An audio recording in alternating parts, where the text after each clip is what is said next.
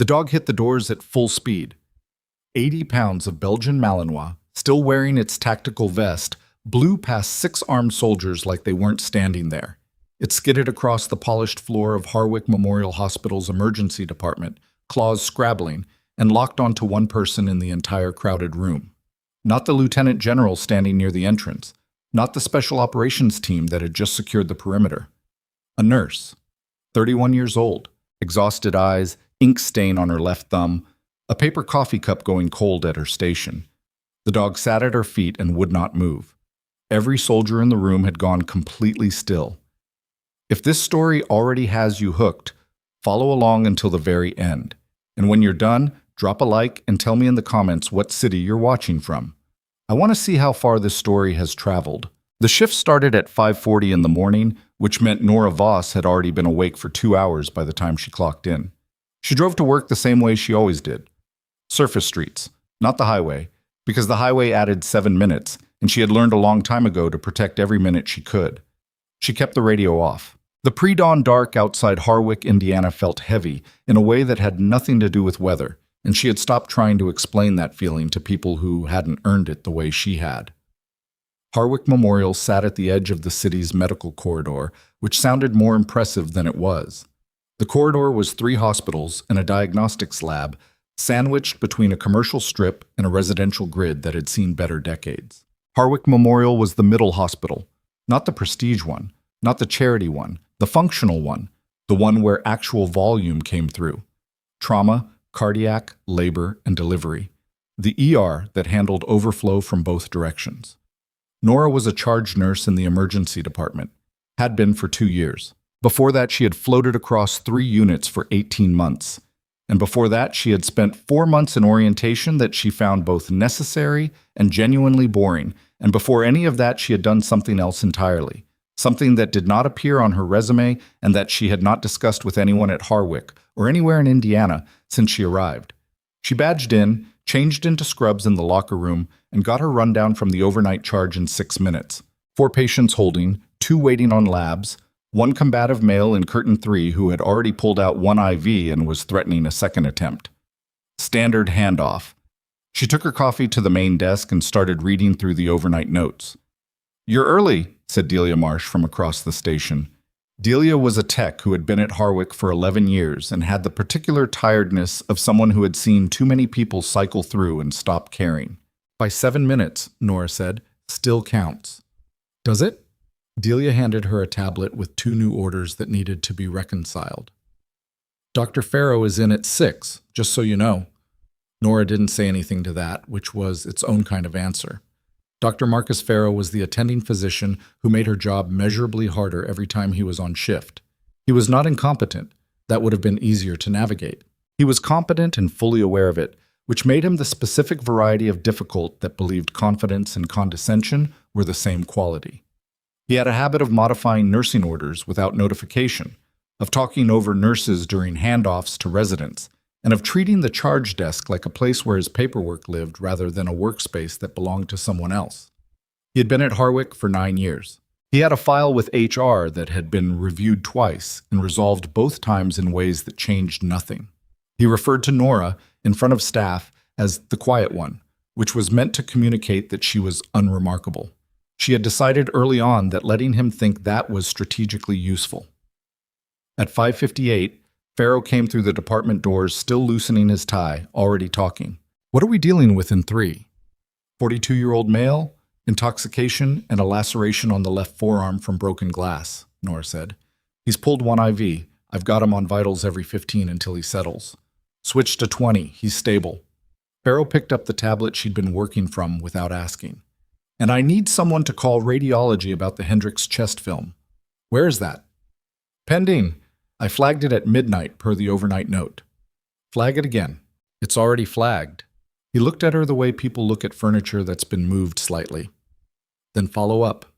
She picked up her phone and called radiology while he was still standing there, got the tech on the line, confirmed the film was queued for 6:15, hung up, and said, 6:15. Farrow nodded like she'd confirmed something he already knew and walked toward the attending room without another word. Delia appeared at Nora's elbow. "You know, normal people get irritated." I'm irritated, Nora said. I'm just quiet about it. The morning moved the way mornings do in emergency medicine.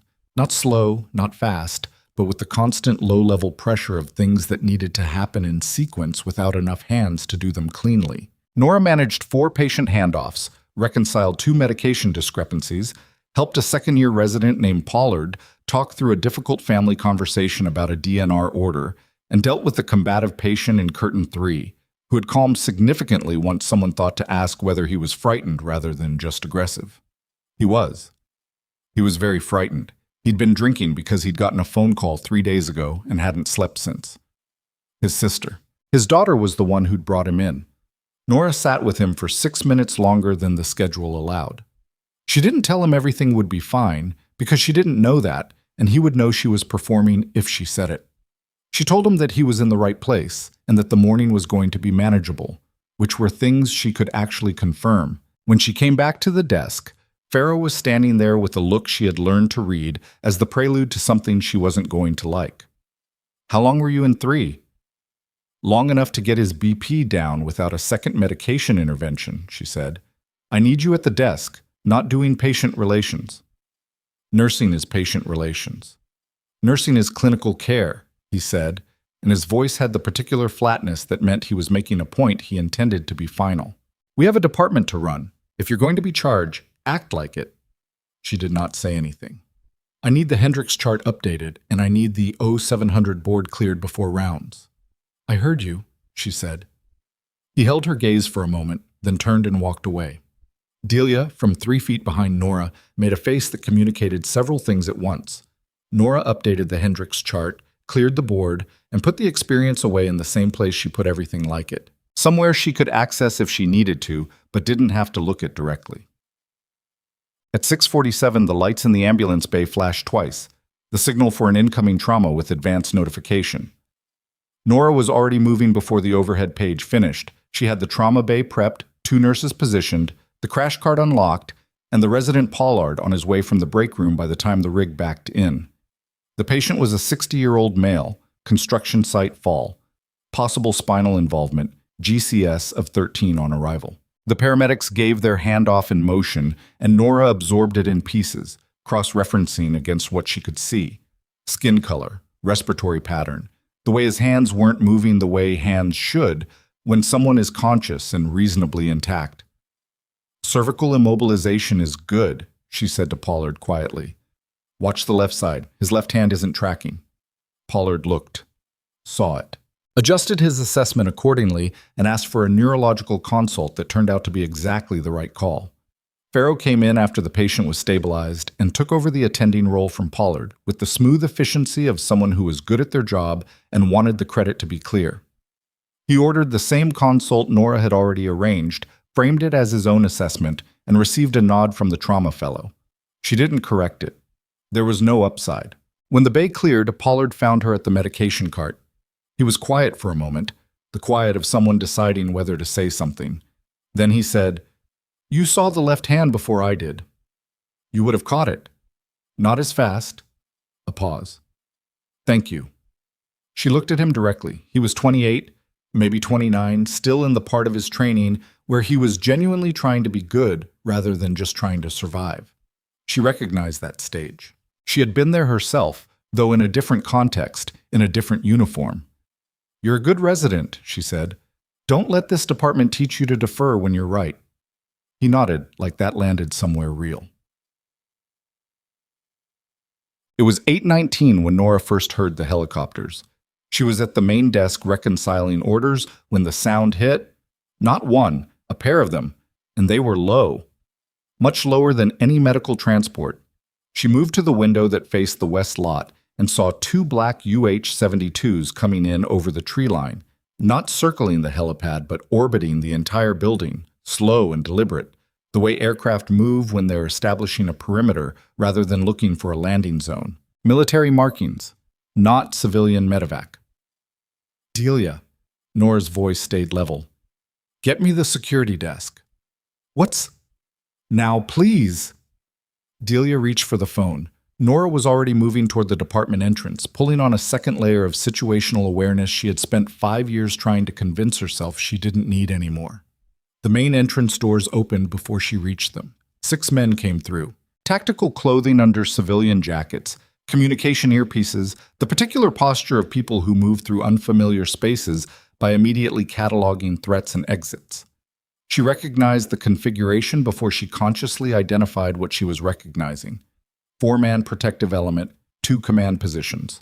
Not law enforcement, not federal security. Something older and less officially visible. Behind them, a man in a pressed uniform with 3 stars on his collar. She stopped moving. He was in his mid-60s, gray at the temples, and he walked through the emergency department the way senior officers walk through spaces, not arrogantly, but with a settled certainty about where he was going and what he intended to do when he got there. He was looking at her. She had not moved, and he was looking directly at her, which meant someone had already told him where she would be. Then the door behind the tactical element opened a second time, and a Belgian Malinois in a full tactical vest came through at a dead run. The dog had been working. You could see it in the way it moved, not the casual trot of an animal on a leash, but the controlled, purposeful movement of a working animal that had a directive. It ignored the soldiers, ignored the civilian staff who backed away from it, ignored the general and his protective element. It hit the ER floor at full speed, claws on tile, and found her in 3 seconds. It sat down at her feet. It did not bark. It did not look away. It just sat there the way dogs sit when they have completed the task they were given. The entire emergency department had gone silent. Nora looked down at the dog for a long moment. "Hey, Rex," she said quietly. "Easy." The dog's tail swept the floor once. One of the tactical element soldiers, closer to her now, watching, said something into his earpiece in a voice too low for her to hear. The general had stopped walking. He was still looking at her, and something in his expression had shifted from directed focus to something more careful, more complicated. Pharaoh was standing at the edge of the trauma bay entrance. She could feel him there without looking. She could feel the entire department watching, the calculation they were all running, the nurse they dismissed every morning, the quiet one, and this dog that had just sprinted past armed soldiers to reach her. She did not look at Pharaoh. She looked at the general. "I'm not whoever you're looking for," she said. The general didn't smile, but something moved through his expression. The specific recognition of someone being told something they already know is not true. "Captain Brooks," he said. And the world that Nora Voss had been building for 5 years and 8 months went still and cracked, somewhere below the surface, in a place no one else could see. She said nothing. He held her gaze. "My name is Lieutenant General Arthur Colm. I think we need to talk." The name she had not used in 5 years and 8 months was Nora Brooks. She had gone by Voss since she left. Her mother's name, which no one had thought to look for because no one with access to her file would have thought to look at her mother's side. She had been careful. She had been methodical. She had done everything right, and she had built a small, functional life in Harwick, Indiana, which was not a city that invited scrutiny from anyone. It had taken them longer than she expected, or maybe exactly as long as she expected, which was why she had never fully stopped watching the West Lot in the early morning. She did not have a choice about what happened next, which was the thing that made her chest tighten in the specific way she had trained herself to breathe through. "Whatever you need from me," she said, voice even. "This isn't the place to discuss it." "Agreed," General Colm said. He glanced at the room, the patients, the staff, the sheer public visibility of the situation. "We have a room in your administration wing. Security has been informed." "You contacted my administration." "Your administrator was cooperative." She absorbed that. Of course they had. Of course the administration of Harwick Memorial had been cooperative when the United States Army called, because that was the kind of institution this was. Compliant at the top, indifferent in the middle, brutal to the people at the bottom. She looked at Rex, who had not moved. "He remembers you," Colm said. "He's trained to track. It's not personal. He was given your old scent profile. He's been running verification searches for 4 months. That was more information than she had expected him to volunteer. She filed it away. "Give me 20 minutes to hand off the department," she said. Colm nodded. 20 minutes. She turned back toward the desk without rushing, because rushing would have meant something, and she was not prepared to mean anything in front of 30 people who were still watching her. Delia met her at the station with an expression that fell somewhere between concern and pure disbelief. "Nora, what is—" "I need you to cover the board until shift change," Nora said. "Pollard can cover clinical. He's ready for it." "Who are those men?" "Government." She began the handoff notes. "I'll explain when I can." "Will you?" She paused, pen in hand. Delia had been at this hospital for 11 years. She was good at her job, and she was one of the few people here who had ever been straightforwardly kind to Nora without needing anything back. "I'll try," Nora said, which was the most honest answer she had. She was halfway through the handoff when Pharaoh appeared. He had regrouped. She could tell because his posture had shifted back into the register he used when he was in control of situations, or believed he was. "What's going on?" he said. "Who authorized military personnel in my department?" "General Cullum is coordinating with your administration," Nora said, not looking up from the handoff notes. "You'd need to speak with Harwick's director." "I'm speaking with you." "I'm doing a handoff." "You're disrupting this department," he said, and his voice had dropped into the range he used when he intended to be authoritative without being loud. "Whatever this is, whoever these people are, you do not bring operational interference into my ER." She stopped writing. She looked up at him. There was a moment, 2 seconds, maybe 3, where she made a decision about what to say and how to say it, and the decision she made was to say nothing at all, because nothing she could say right now would be worth the cost of saying it. She finished the handoff notes, logged out of the system, and walked toward the administration corridor. Pharaoh said something behind her. She didn't hear the words, which was fine. The conference room on the 3rd floor smelled like recycled air and old coffee, which Nora found briefly reassuring because it meant the military didn't control this part of the building. 2 members of the general's tactical element were outside the door. Inside, Cullum, a woman in civilian clothes with an intelligence designation on her badge that Nora recognized the format of, and 2 men she hadn't seen before who had the specific look of people whose job it was to be in the room and not be noticed. Rex had come with them.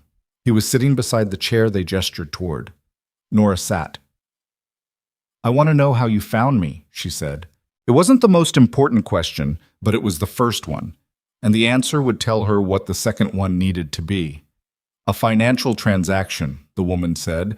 Her name, per her badge, was Lena Vark. 18 months ago, your vehicle registration renewal matched a flag on a secondary search profile. It took time to verify. Because Voss is a dead end. It was. Vark set a folder on the table. Until the Mercer situation. Nora kept her face neutral. The folder sat there like a held breath. "Captain," Cullum started. "I'm not a captain anymore," she said. "I haven't been for 5 years."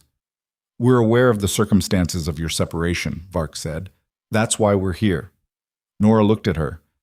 "Then you know why I'm not interested in whatever you're about to ask." "We know why you believe that." Vark pushed the folder across the table. "We're here because the situation has changed." Nora did not open the folder. "The situation that ended my career, destroyed my unit's operational credibility, and put a classified designation on my personnel file that made me professionally invisible for 5 years." "Yes." "That situation?" "Yes." She looked at General Cullum.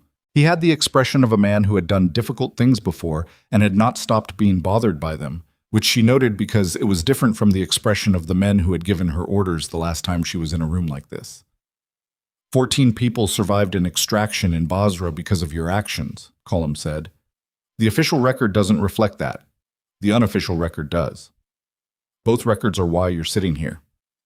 I know what I did. So do we. Now." The weight of that, the specific weight of 5 years and the word now, landed somewhere in her sternum and sat there. She pulled the folder toward her. The top page was a photograph. She recognized the location. It wasn't a place she had expected to see in a folder in Indiana. Below the photograph, a surveillance report. Below that, an incident transcript that bore a date stamp from 11 days ago. She looked up. "Where did you get this?" "It was flagged by NSA traffic analysis 3 weeks ago. The methodology matches documented battlefield protocols from Operation Clear Harbor. Vark's voice was precise and uninflected. Specifically, the modified triage sequencing your unit developed in 2019. The room felt slightly smaller than it had a moment ago. Someone is using your procedures, Cullum said. And 14 days ago, a military intelligence officer was shot while investigating how those procedures were acquired. Nora set the folder down. She looked at Rex, who was watching her with the patient focus of an animal that had been trained to wait. Outside the conference room windows, she could still hear the helicopters. Not as loud now, but present, orbiting. She thought about the 5 years she had spent building distance from this, the morning shifts and the handoff notes, and the particular exhaustion of being invisible by choice. And she thought about the 14 people who were alive because of something she had done and never been allowed to say. "Who trained the person behind the attack?" she said. Vark and Cullum exchanged a look that she caught and catalogued. "That's part of what we need you to help us understand," Vark said. Nora was quiet for a long moment. Then from somewhere below the emergency department, somewhere in the trauma bay, the overhead alarm began to sound. Not a drill tone, not a scheduled test. The flat, continuous blare of a mass casualty activation. Nora was already standing before the echo of the first second faded. "How many ambulances are in your convoy?" she asked. "None," Cullum said, rising from his chair. "We came by air." She was already at the door. The hallway outside was moving. Staff, controlled panic, the specific kinetic energy of a hospital that had just received a code it wasn't prepared for. One of Cullum's soldiers spoke into his earpiece and looked at her with an expression that had changed in a way she recognized. Something had happened outside. Something was already on its way in. Nora Voss, or Brooks, or whoever she was going to have to be in the next 12 minutes, moved toward the stairwell and felt the 5 years of distance collapse behind her like a door swinging shut. The stairwell door hit the wall behind her. Nora took the stairs 2 at a time, not running. Controlled descent, hand on the rail, counting floors by muscle memory the way she had learned to count everything. The alarm was still going. The mass casualty tone had a specific pulse pattern at Harwick that she had memorized during her first month here, the way she memorized all the sounds of a new environment, and this one was not the drill pattern. The drill pattern had a 2-second gap between bursts. This one was continuous. Behind her, she could hear boots on the stairs. 2 of Cullum's soldiers had followed without being asked. She didn't tell them to stop. She hit the ground floor, pushed through the fire door, and came out into the corridor adjacent to the ER's intake hall. The scene that met her was controlled in the way a fire is controlled before it gets large. Everyone was moving with purpose, and the purpose was barely adequate for what was coming through the ambulance bay doors. 4 rigs. No. 5. The 5th was still in the lot, doors open, paramedics moving. The overhead crackled. Harwick Memorial activating mass casualty protocol. All available trauma staff to emergency department. Security to main entrance. Delia was at the board, already writing. Pollard was in the first trauma bay pulling gloves. 2 nurses Nora didn't recognize from the day shift were setting up a secondary staging area with the particular speed of people who had done this before, but not recently enough to be calm about it. Nora went straight to the charge desk. "What are we getting?" she said. Delia didn't look up. 9 confirmed coming in. Possible more. Someone said a vehicle hit a military convoy staging at Red Brick Avenue. IED, they're saying. Who's saying? The paramedic on Rig 2. He said it like he'd seen it before. Nora absorbed that. Red Brick Avenue was 4 blocks from the hospital, which was why they were the receiving facility. A vehicle IED against a military convoy in downtown Harwick, Indiana, on the same morning that 2 military helicopters and a 3-star general had arrived at this hospital was not a coincidence that required analysis. She had stopped believing in that kind of coincidence a long time ago. She pulled gloves from the box at the desk. Cullum came through the corridor fire door 30 seconds behind her. He moved to her left without getting in the way, which she noted. Experienced officers knew how to enter a space without disrupting it. "The convoy," she said without turning. "Was it yours?" "Advanced security element," he said. 8 personnel. "Are any of them yours?" She meant from the tactical element currently inside the hospital. "No, road team only." She looked at the intake doors. The first rig was backing in. Then someone knew you were coming. A pause. Yes. Someone who knew your movement schedule. That's the working assumption. And they hit your convoy 4 blocks from the hospital you were traveling to. She snapped the second glove. That's not an ambush. That's a message. Cullum didn't answer, which meant she was right. The first patients came through the doors. Blast injuries have a particular presentation that is different from anything else she had ever treated.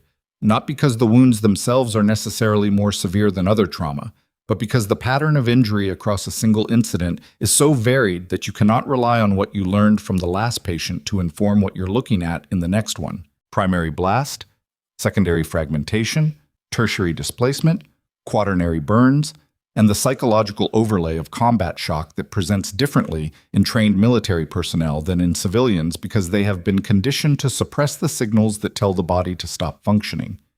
She had learned this in a different context. She used it now. The first patient was a male in his late 20s, Army insignia on the tattered sleeve, primary blast to the left side, tympanic membrane almost certainly ruptured based on the way he wasn't tracking sound. She got him to Bay 1 with Pollard and gave a verbal handoff in 14 seconds. She moved. Second patient, female, probable concussive injury, secondary fragmentation to the right arm, conscious and angry about it in the way soldiers get angry when they feel their body is failing them. Nora caught her arm before she tried to sit up. "You're going to lie flat," Nora said. "I'm not asking." The soldier looked at her for a moment, recalibrating. Then she lay flat. Third patient was not military. He was a civilian male, 60s, who had apparently been near the staging area when the device detonated.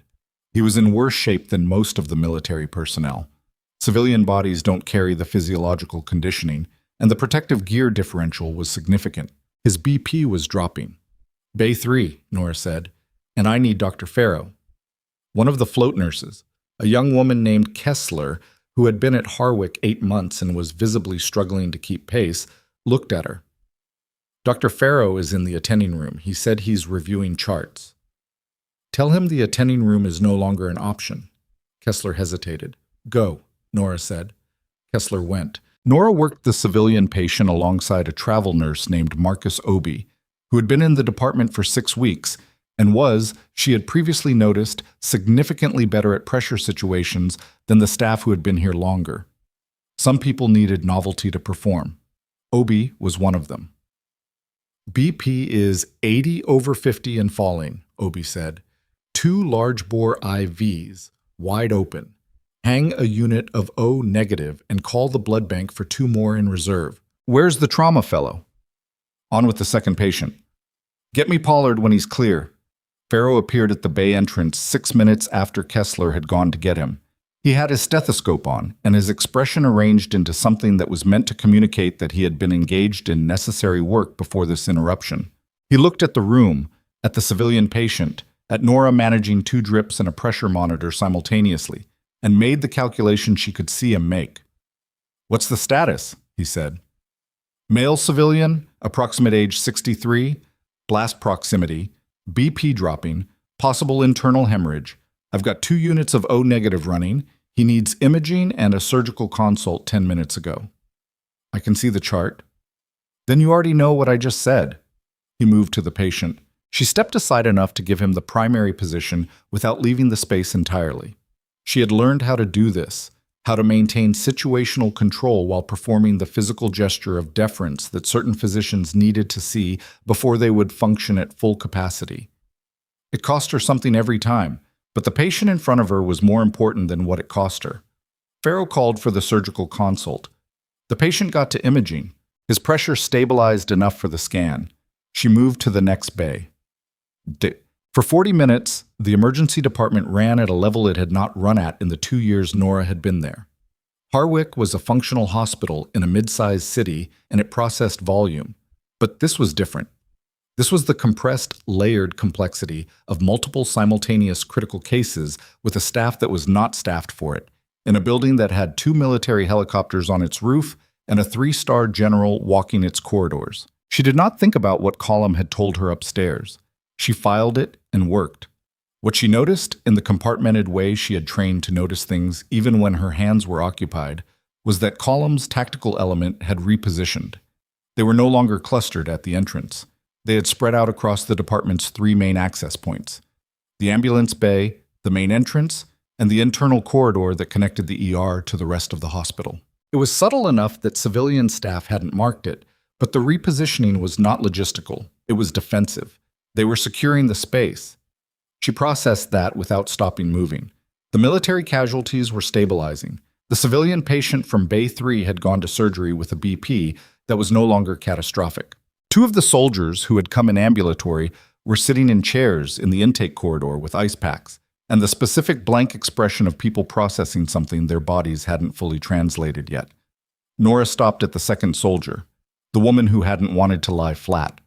Her name, per the temporary ID band, was Specialist Yara Dunn. She was 24 and had a piece of secondary fragmentation in her right forearm that was not deep enough to threaten the artery, but had not been removed yet. "Someone's going to see that arm," Nora said. "I know," Dunn said. "I'm waiting." "How's your hearing?" Dunn looked at her. "What?" "That's not funny," Nora said. "I'm checking for primary blast effect." "My ears are ringing," Dunn admitted. "Both sides. Started about 20 minutes ago." "Then I need you in an exam room, not a corridor chair."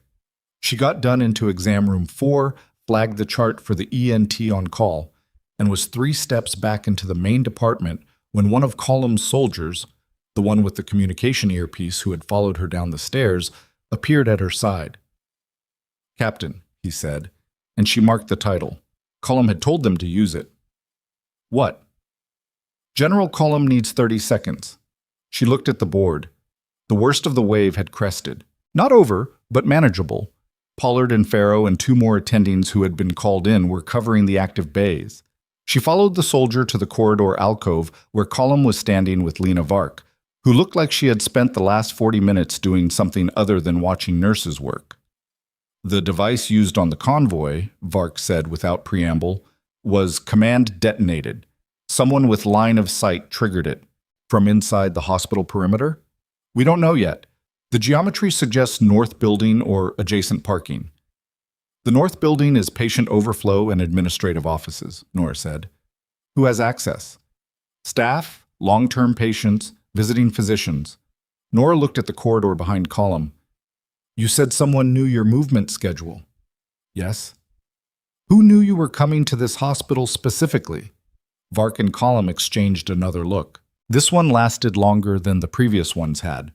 "Our movement plan was filed through joint operations," Column said. "Classified routing." "How classified?" "High enough that the list of people with access is short." "Give me a number." 11. "Including people in this building." She absorbed that slowly.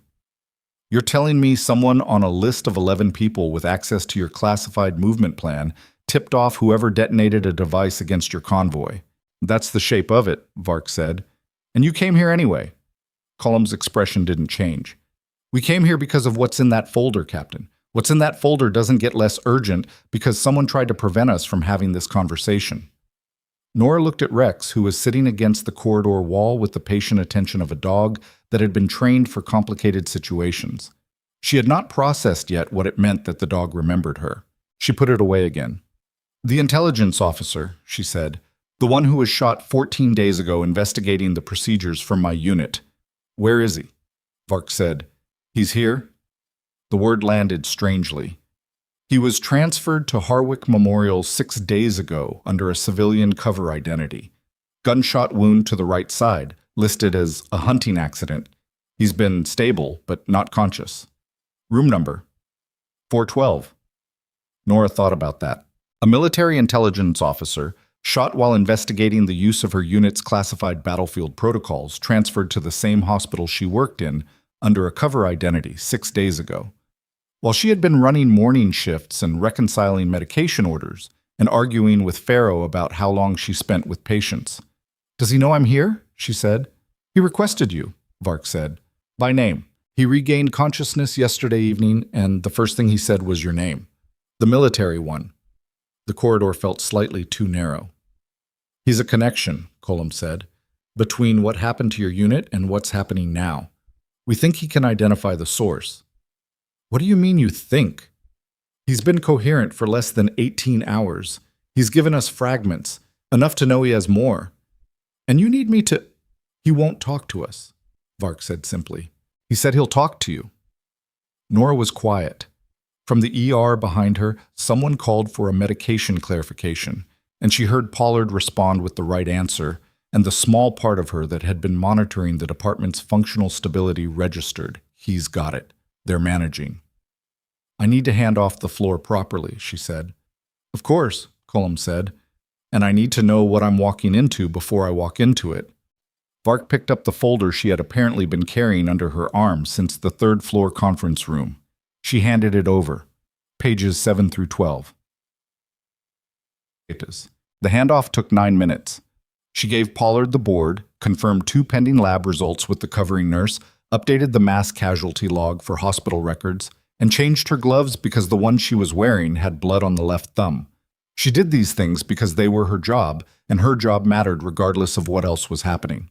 She had learned early in her nursing career, which was the second career, the visible one, the one with her name on a badge, that the mundane procedural tasks were not beneath the dramatic ones. They were the structure that made the dramatic ones possible. You handed off properly so the person behind you didn't have to rebuild from nothing. You updated the log so the next shift had complete information. These things were not small. She read pages 7 through 12 in the elevator going up to 4. The intelligence officer's name was listed as Warren Tillis, cover identity. His real name, in a smaller font beside it, was something she had not seen in 5 years, and which she was not going to say out loud. He had been a signals analyst attached to a forward operating base near Basra during the period she didn't discuss. He had been peripheral to her unit's operations. Not embedded, not tactical, but present in the way signals people were present. In the background, processing, filing information that never made it into official reports because the official reports had been written by people who needed the information to not exist. He had apparently been filing that information somewhere else. The procedures in this folder, her unit's modified triage sequencing, the accelerated tourniquet protocol they had developed for low-cover extractions, the specific IV approach she had adapted from combat field medicine for use in compromised, sterile environments. Someone had been using them. Not in the field, in controlled settings. The incident transcript in the folder described a private security contractor operation that had used the modified protocols with a precision that could not be coincidental. The contractor organization's roster was redacted. But there was one unredacted name, a former military officer with a record that stopped abruptly at the same time her own record went dark. She had not let herself think his name in 5 years. She thought it now, in the elevator, for the 2 seconds it took to process what she was looking at. Darren Mace. The elevator opened on 4. Room 412 was at the end of the corridor, past the nurse's station, past the dietary cart that someone had left in the hallway at a slight angle that had probably been annoying staff all morning. There was a single plainclothes security presence outside the door. A woman seated with a magazine she wasn't reading, who looked at Nora's badge without appearing to look at it. Nora knocked once and went in. The room had the particular smell of a space that had been occupied by someone recovering for several days. Antiseptic underneath, the warmth of a body that had been stationary, the faint overlay of cafeteria food. The man in the bed was in his late 40s, thin in the way people get thin after significant blood loss, and a week of IV nutrition, with gray starting at the edges of his hairline that hadn't been there the last time she had seen him. He was awake. His eyes found her immediately, and something in his expression changed in a way that was not relief. It was more complicated than relief. It was the expression of someone who had been carrying something heavy for a long time and was now in the presence of someone who might understand the weight of it. "I didn't know you were here," he said. His voice was rough. "Not until yesterday."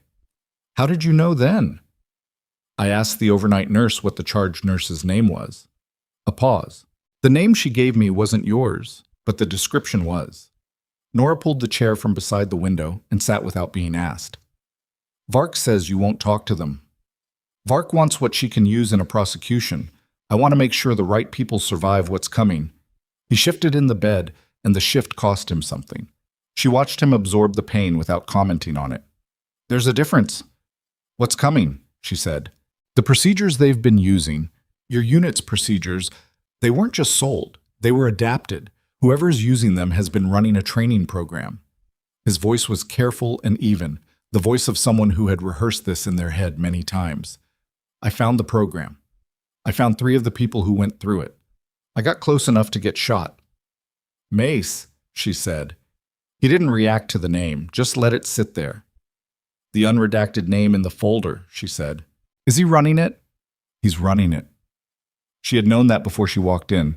Seeing it confirmed in someone's face was different from knowing it. "He's the one who burned your unit's record," Tillis said. "The extraction report, the official one, not the real one. He wrote it. He wrote you out of it. He needed someone to carry the liability for what went wrong, and you were—" He stopped, looked at the window.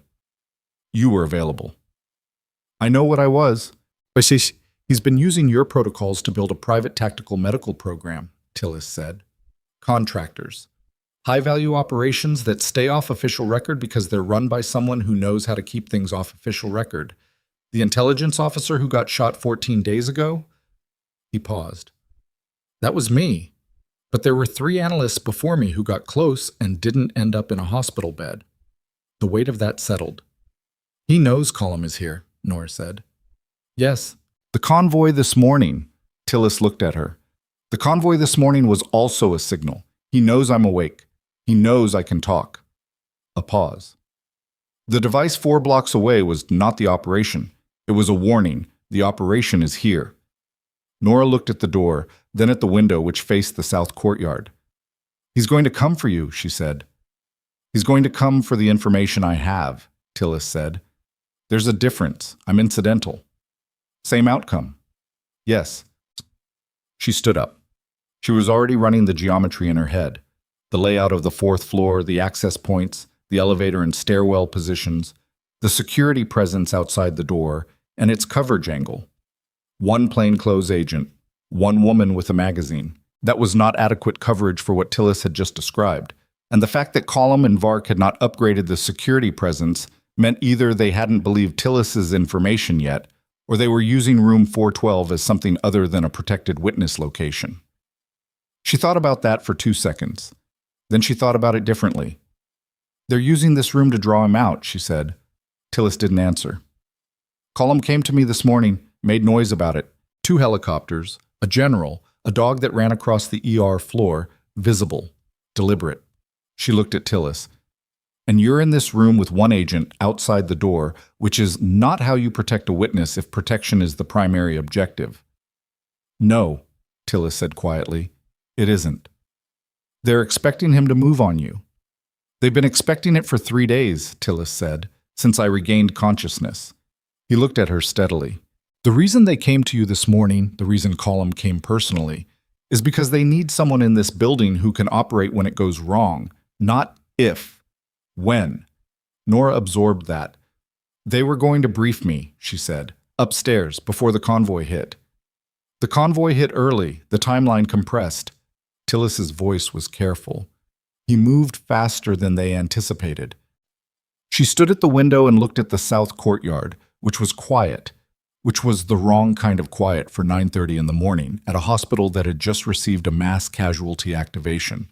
The dietary cart in the hallway, the plainclothes agent with the magazine, the single elevator that served the 4th floor, and the stairwell 20 feet from this room's door. From somewhere in the building, not close but present, she heard a sound that was not a hospital sound. Short, controlled, the kind of sound that gets processed as a door slamming or equipment falling before the brain finds the right category for it. She looked at Tillis. He had heard it too. "Get down," she said, and her voice had shifted into a register she had not used in 5 years. Not loud, not urgent in the performing sense, but absolutely certain. She moved to the door. The agent outside was no longer seated. The magazine was on the floor, and the agent was against the corridor wall with her weapon drawn, looking in the direction of the stairwell. And Nora could see from the set of her shoulders and the angle of her head that she was already too far out of position for what was about to come through that stairwell door. Down the corridor, the door handle moved. Nora had no weapon. She was a charge nurse in a hospital in Indiana, and she had spent 5 years making sure that was all she was. The door opened, and the man who walked through it was wearing federal agent credentials around his neck and carrying a weapon he had not drawn yet, and he looked, at first glance, in a corridor, in a hospital, like exactly what he appeared to be. Nora had learned a long time ago that the first glance was the most dangerous thing in any room. His eyes swept the corridor in the specific pattern of someone who had trained the sweep rather than developed it naturally. Left-right ceiling. Not the pattern law enforcement taught, but the one tactical entry units taught. He clocked the agent by the wall, registered Nora in the doorway, and made the micro-calculation she could see him make. She was a nurse. She was in a doorway. She was nothing. She let him think that for the 1 second it cost her. Then she pulled the door to 412 shut behind her, stepped into the corridor and said, loudly, clearly, in the voice that carried through emergency department noise, "Can I help you? This is a restricted patient area." The man stopped. His credentials were around his neck. They looked right. They were probably good enough to get him through the lobby, past the nurse's station, up the elevator. "Federal agent," he said, "I need access to the patient in 412. "I'm going to need to see that ID more clearly," she said, and she took 2 steps toward him, which put her between him and the door, and which also put her close enough to the corridor wall that she was not standing in the open. The agent by the wall had not moved. She was waiting on something. Backup, probably. The calculation of whether to engage. The calculation was taking too long. The man's hand moved toward his weapon. Nora moved first. Not toward him.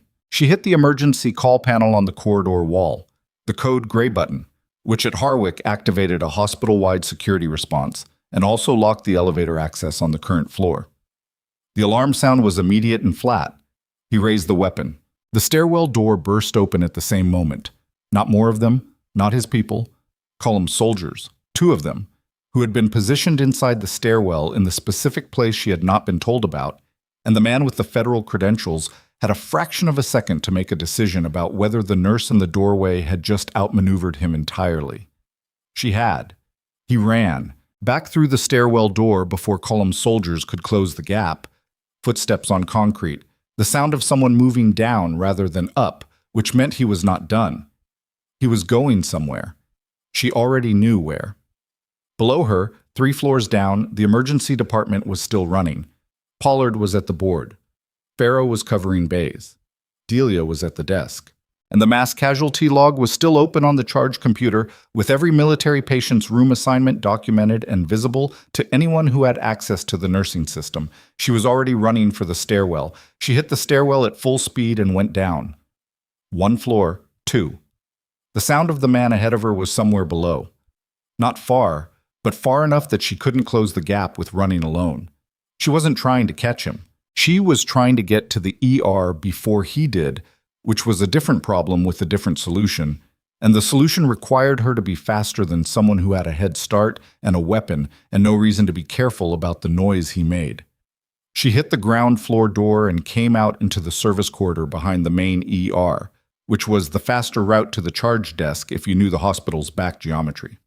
She knew it. She had learned it in the first 2 weeks the same way she learned every new building. Exits first, then the paths between exits, then the spaces that connected things that weren't supposed to connect. The main department opened in front of her. "Delia," she said, not loud, cutting across the floor directly to the desk. "Lock the nursing system. Now." Delia looked up from the board. "What?" "The charge computer tool. Lock it. Override the session and kill the access."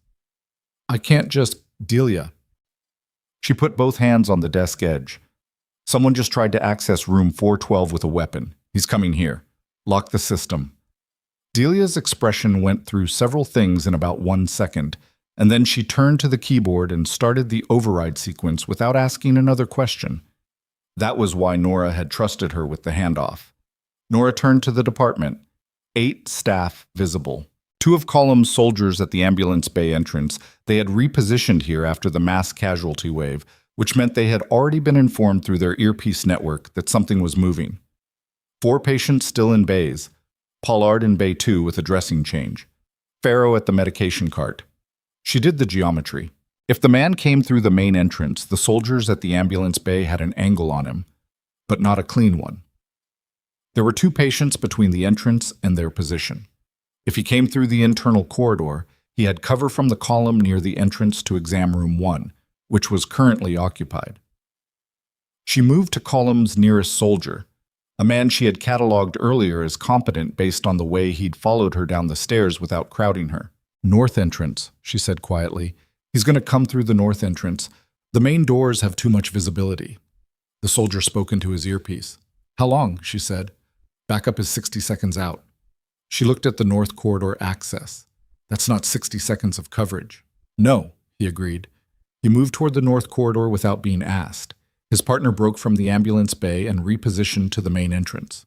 The space between them was not adequate, but it was better than what they'd had. She was still doing the geometry when the north corridor door opened.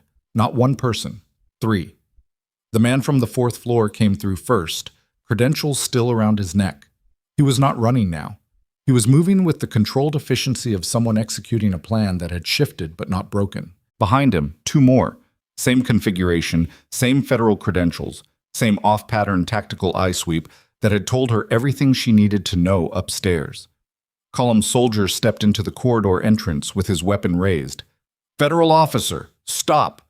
The first man didn't stop. He angled left, which put him behind the column, which meant the soldier's draw angle on him was blocked. It was not luck. He had known the column was there. Someone had given him the floor plan. She processed that in half a second and made a decision. "Everyone down!" Her voice hit the department at a volume she hadn't used since a different life. Not a scream. Projection, the kind that carries through noise and shock and freezes the people who aren't trained to ignore it. "Patients, staff, down, behind cover, now!"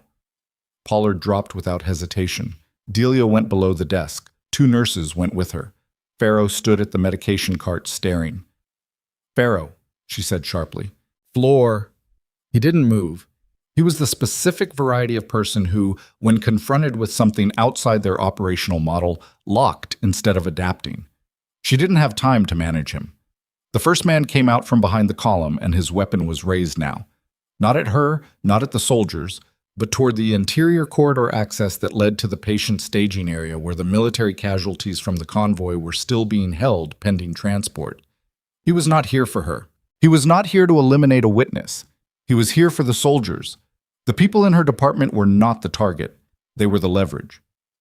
"Everyone in staging gets moved now," she called to Pollard, who had processed what she was doing from the floor beside Bay 2. He was already moving, low, toward the staging corridor. Good. Column's soldiers were in a standoff geometry. The 3 men had spread to cover the room's primary angles, which meant engaging any one of them risked the others, and the patients still in bays were exposure points. The soldiers knew this. The 3 men knew it too. "Put the weapons down," the first man said. He was addressing the soldiers. His voice had the flat authority of someone who had given this particular instruction in other rooms. "This facility is under federal jurisdiction per—" "You're not federal," Nora said. He looked at her. She was standing at the charge desk. She had not gone behind cover. She was standing there because from the charge desk, she had the clearest sight line to the entire department, and because a person standing still and talking in the middle of a weapons standoff is either very brave or very stupid, or has done a calculation that other people in the room haven't finished yet. She had done the calculation. "The credentials are formatted wrong," she said. "The agency code on your identification uses a numbering sequence that changed 18 months ago. Federal law enforcement updated their credentialing system after the Carson Protocol revision." She had read this in the folder. Page 4. She had read it once and it had stayed where things stayed when she put them there. "You had good forgeries made. Not good enough." The man's expression didn't change, which was its own kind of information. "You were trained to operate in medical environments," she said. "Emergency department layouts, patient access points, mass casualty scenarios." She kept her voice even. "Whoever trained you used protocols from a forward operating unit that ran extractions in contested zones between 2017 and 2020. You move like someone who's practiced clearing hospital corridors." Something shifted in his posture. "Not much. Enough." "Mace sent you," she said. The word landed in the room the way words land when they're the right ones. His weapon hand moved, not toward her, a micro-adjustment in the grip, the body responding to the name before the mind authorized a reaction. She had seen that response before in people who had been conditioned to a particular authority. It was involuntary. It confirmed everything she needed confirmed. The stairwell door behind the three men opened. Colum came through it with 4 soldiers at his back, 2 of them carrying rifles in the low-ready position, and the geometry of the room shifted entirely in the space of 3 seconds. The 3 men were now covered from 2 directions with no clear egress, and 4 patients in bays they couldn't use as leverage. Without triggering an engagement, they couldn't win with these numbers. The first man looked at Colum, then at Nora. She watched him do the math. "Weapons down," Colum said. His voice was the voice of a man who had given this instruction in worse rooms. "All 3 of you, now." The first man lowered his weapon. The other 2 followed, which told her they were a unit that deferred to him, which told her he was the one with the information worth having. It took 11 minutes to secure the 3 men, clear the department, and get the military patients in staging moved to locked rooms with adequate coverage. 11 minutes was longer than she would have liked and faster than she had expected, given the variables. Pollard was managing the patient side. He was doing it well. She heard him talking to Specialist Dunn through the staging corridor wall, keeping his voice at the specific register that communicated controlled authority without amplifying fear. She had told him once that the tone mattered as much as the content in high-stress patient communication. He had remembered. Farrow had not moved from the medication cart until the weapons were on the floor. She did not have the bandwidth to think about that yet. The department was in the process of being documented as a crime scene, which meant staff were being moved to the ambulance bay and the adjacent intake hall, and the patients in bays were being assessed by Pollard and a second attending who had arrived from the surgical floor. Colum's expanded security element, 12 people now, more than twice the morning contingent, had established a hard perimeter at all 3 ER access points. Nora was at the charge desk, writing the incident sequence from memory into her nursing notes, when Vark appeared beside her. "You made him," Vark said. It wasn't a question. "The credentialing format. Most people wouldn't know that. Most people haven't spent time in the folder you handed me." She kept writing. "The staging corridor. Why did he want the military casualties?" "We think they're leverage," Vark said. "He can't get to Tillis without a distraction that pulls our security off 412. Injured military personnel give him something to trade. He was going to take hostages. That's our assessment." She set the pen down. "Which means Tillis has information that Mace is willing to expose his people for. Whatever Tillis knows, it's not just about the procedures." Vark was quiet for a moment in the specific way of someone deciding how much to say. "Tillis recovered a financial network," she said finally. 11 months of transactions. The training program Mace has been running generated significant revenue from contractors operating in 3 conflict zones. If that documentation reaches the right people, it doesn't just end the program. It ends everyone connected to it. How many people? Enough that Mace doesn't have a quiet option anymore. Eliminating Tillis buys him time. Not much, but some. Nora looked at the department around her. The staff in the ambulance bay, the patients being managed by people she had trained alongside for 2 years. The board on the wall with the cases she had been running since 5:40 in the morning. "He's not done," she said. "No. 3 people and a failed hostage attempt isn't his operation. It's a probe." She picked up the pen again. "He's assessing what we have." Vark didn't confirm it. She didn't deny it either. Nora finished the incident sequence, logged it, and was about to stand when Delia appeared from the ambulance bay entrance with an expression that she had not seen on Delia in 2 years of shared shifts. Not fear exactly, but the close neighbor of it. "There's a man," Delia said. "Outside. He's been standing in the south courtyard for about 8 minutes, and security just flagged him on camera. He came in through the visitor entrance 40 minutes ago. What does he look like?" Delia held out a tablet with a security camera capture on it. The image was grainy, the angle overhead, and slightly distorted. The man was in his early 50s, well built in the way that didn't go away with age, standing in the south courtyard with his hands in his jacket pockets and his face angled partially away from the camera. The angle made the identification imprecise. Imprecise was not the same as impossible. She had seen that posture in a different country, in different light. in a moment she had spent 5 years not thinking about. Her chest did the thing it did when something moved from theoretical to present tense. She handed the tablet back to Delia without a word and walked directly to Colum, who was at the department entrance 20 feet away. "He's in the building," she said. Colum looked at her. "You're certain?" "He's in the south courtyard." He walked himself in through the visitor entrance. She looked at the general steadily. "He's not running the operation from outside. He came himself." Colum was already reaching for his earpiece. "Don't pull everyone to the courtyard," she said quickly. He stopped. "That's what he wants. He's visible because he wants you to reposition. If you pull coverage from 412 to respond to a sighting in the courtyard," she let the sentence finish itself. Colum's jaw set. He understood. "He's splitting your response," she said. "The courtyard is the feint. Wherever his next people are, they're already inside. We swept the building at 0600. He had until now to get people in." She looked at the security camera feed on the wall monitor behind the desk. The system cycled through 8 feeds in rotation, and on the 3rd rotation she saw what she was looking for. 4th floor, east corridor. A figure in hospital scrubs moving with the wrong kind of purpose toward the nurse's station outside room 412. She grabbed Colum's arm. He looked at the monitor. The figure in scrubs reached the nurse's station, said something to the nurse on duty, and the nurse turned to access the computer. And in the 2 seconds the nurse's back was turned, the figure moved past the station toward the room at the end of the corridor. Nora was already running. Behind her she heard Colum's voice into his earpiece, sharp, controlled, the voice of someone giving orders that couldn't be wrong. She heard boots on the floor behind her and didn't look back to count them. The elevator was too slow. She hit the stairwell. 3 floors. She took them the way she had learned to take stairs in a country she had never officially been in a situation that had officially never happened, burning through the distance without burning through the energy she was going to need at the top. She hit the 4th floor door. The corridor was wrong. The nurse who should have been at the station was not at the station. The chair was pushed back at the angle of someone who had moved fast.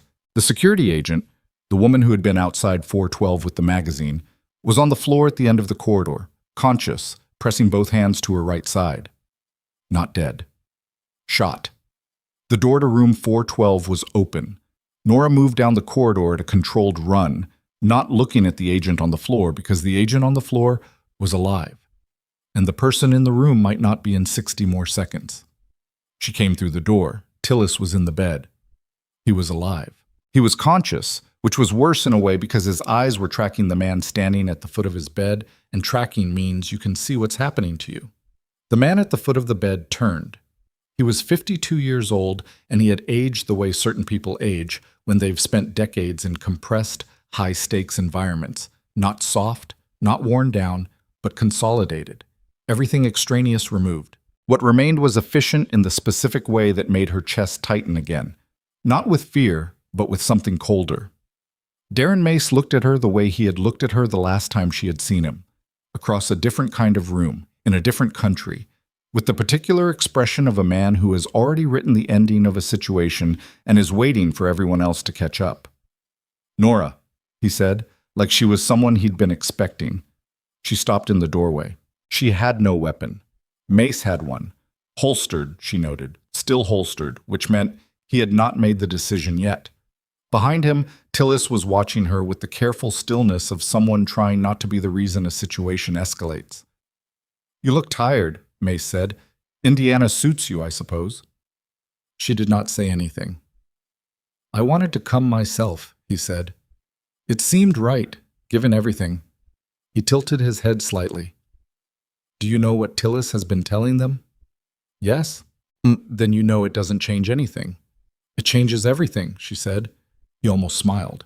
"It didn't reach anything. You think documentation stops this. You always thought the right evidence in the right hands." He paused. "That's not how this works. You know that. You knew it in Basra." "I knew a lot of things in Basra," she said. "I knew you wrote me out of the extraction report. I knew you needed someone to carry the liability, and I was available." She kept her voice flat and specific. "I knew 14 people were alive because of decisions I made, and you filed a report that said I had compromised the mission." "Necessary," he said simply. "For you." For the program. The program that kept running. The program that... He stopped. You never understood the scale. I understood the people, she said. That was always the difference between us. Something moved in his expression. Not regret. Recalculation. His hand moved toward the holster, and from behind her from the doorway, she heard a sound she recognized without looking. The specific mechanical click of a weapon being made ready, close enough that the geometry was not in Mace's favor. She did not turn around. She watched Mace's hand stop. 4 soldiers, she said. Behind me. The general is probably 30 seconds out. She held his gaze. You're not leaving this room. Mace looked at her for a long moment. His hand stayed where it was. Not on the weapon, not away from it, suspended in the decision. The program, he said quietly. Everything I built. Is over, she said. He looked at Tillis, then back at her, and in his expression she saw the thing she had been waiting to see for 5 years. Not defeat, but the moment when a man understands that the ending he planned is not the ending that's coming. Then his hand moved, not toward the holster, toward his jacket pocket. She had 1 second to decide whether the pocket was a weapon or something else, and she made the decision based on his eyes, which were not the eyes of a man about to shoot his way out of a 4th-floor hospital room. They were the eyes of a man who had a different exit prepared. Don't, she said sharply. His hand came out of the pocket. A phone. Small, black, a thumb moving to the screen. A dead man's switch. A remote trigger. Something that didn't require him to leave the room or survive the next 60 seconds to activate. She crossed the room in 3 steps. She hit his wrist before the thumb made contact with the screen. Not a strike, a grab, fingers around the joint, leveraging the angle the way you leverage a joint when you need compliance without damage, because damage takes time, and she did not have time. The phone went sideways. Mace's body followed the wrist because the alternative was a break, and his free hand came up. Not toward her, toward the phone, because the phone was the objective, not her. She got there first. The phone hit the floor and she put her foot on it, and for 2 seconds the room held at that specific tension where everything depends on a single decision by a single person, and she watched Mace make the calculation across his face with the clarity of someone who had nothing left to hide behind. The soldiers came through the door. Mace didn't fight it. He went still in the particular way of people who have identified the moment when resistance costs more than it recovers, and Column's people had him against the wall and cuffed before Nora had time to step back from the phone on the floor. She stood there for a moment, foot still on the device, breathing. You okay? One of the soldiers, the competent one from the stairwell, whose name she still didn't know, was looking at her from 2 feet away. I need to know what this phone triggers, she said. He looked at Column, who had come through the door 30 seconds behind his people with Vark at his shoulder. Vark already had gloves on. She crouched and picked up the phone from under Nora's foot with the efficiency of someone who had been waiting for exactly this object. It's locked, Vark said. He didn't get to activate it, Nora said. Whatever it connects to is still live. Vark looked at Mace. Unlock it. Mace said nothing. He was looking at the middle distance with the expression of someone who had decided that the remaining useful thing he could do was wait. He's not going to unlock it, Nora said. She looked at Tillis, who was still in the bed and whose color was not good. The effort of the last 10 minutes had cost him, and his breathing was elevated in a way that concerned her on a clinical level she hadn't fully addressed yet. Tillis, the financial network, the documentation you recovered. Where is it? Tillis looked at her. His voice came out rougher than before. Server, encrypted, 12-digit key. Is the key in your head or somewhere physical? My head. Then you need to still have a head in 6 hours. She looked at the soldier. I need a physician in this room. Now. Not in 5 minutes. Now. The soldier moved. She crossed to Tillis and put 2 fingers on his wrist. His pulse was fast and irregular in a way that was not just stress. His body was doing something it wasn't supposed to be doing after a week of post-operative recovery and a morning that would have been difficult for someone who hadn't been shot recently. How's your pain? She said. Manageable. On a real scale. He looked at her for a moment. 7. Your incision site. Has anything felt different in the last 20 minutes? A pause. Pulling.